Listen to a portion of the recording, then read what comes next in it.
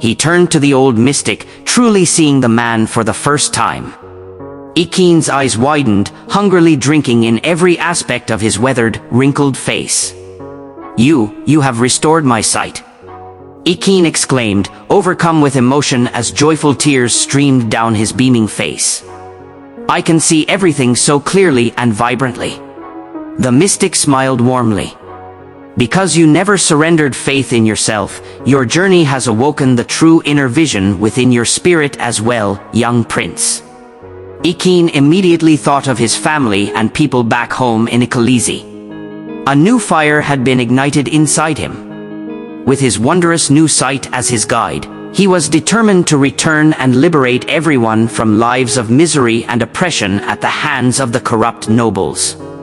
"I must hurry back at once," Ikeen declared, pulling the mystic into a grateful embrace. "There is so much I must do to build a brighter future." And with that, the newly enlightened prince and the mystic set off together, beginning the long journey back to Ikalezi and Ikeen's inevitable confrontation with the forces that kept the village enshrouded in darkness. After weeks of hard travel, Prince Ikeen and the old mystic finally arrived back in the village of Ikalezi. Ikeen could hardly contain his excitement to surprise his parents and see their faces for the first time with his newly restored vision. As they came through the village gates, Ikeen was saddened by the poverty and despair he witnessed around him. The people looked weary, homes were crumbling, and farms lay fallow. This once prosperous village had clearly fallen under harsh times during his long absence. Hurrying through the streets, Ikeen made his way to the royal palace at the village center. He could see the regal structure clearly now, the vibrantly painted designs and stone archways. Inside the throne room, he found his parents along with their advisors and ministers. "My son, you have returned," Olamilikan exclaimed as Ikeen rushed forward.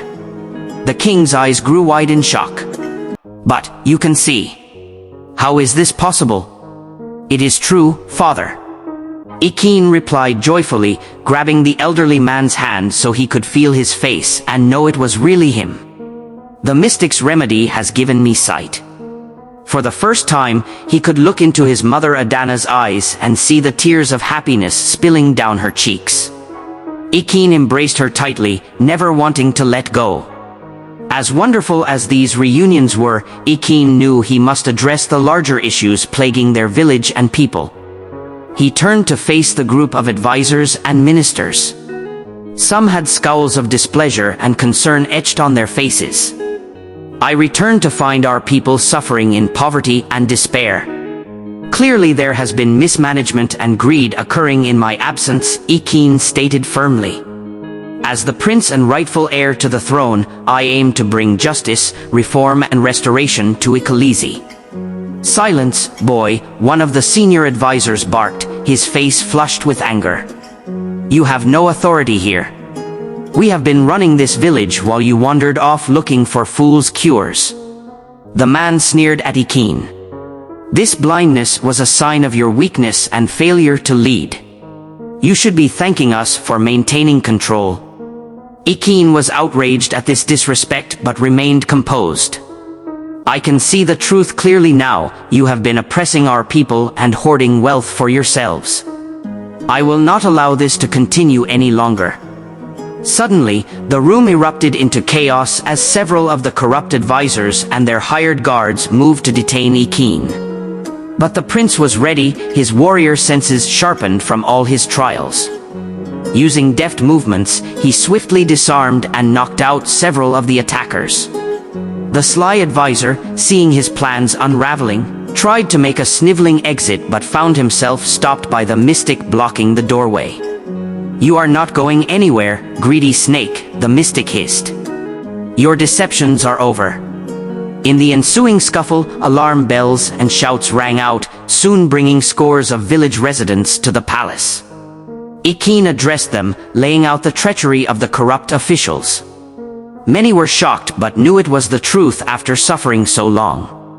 Taking the mystic's advice, Ikin agreed to a sacred festival and ritual to officially re-establish his rule before moving against the disloyal nobles and ministers. They spent days preparing while Ikin rallied those willing to join his movement for justice. When the night of the festival arrived, the entire village gathered in the main ceremonial square by the light of flaming torches. After the ancient rituals and traditions reconfirmed Ikin as the rightful prince, he laid out his vision for a new era of equality and empowerment for all.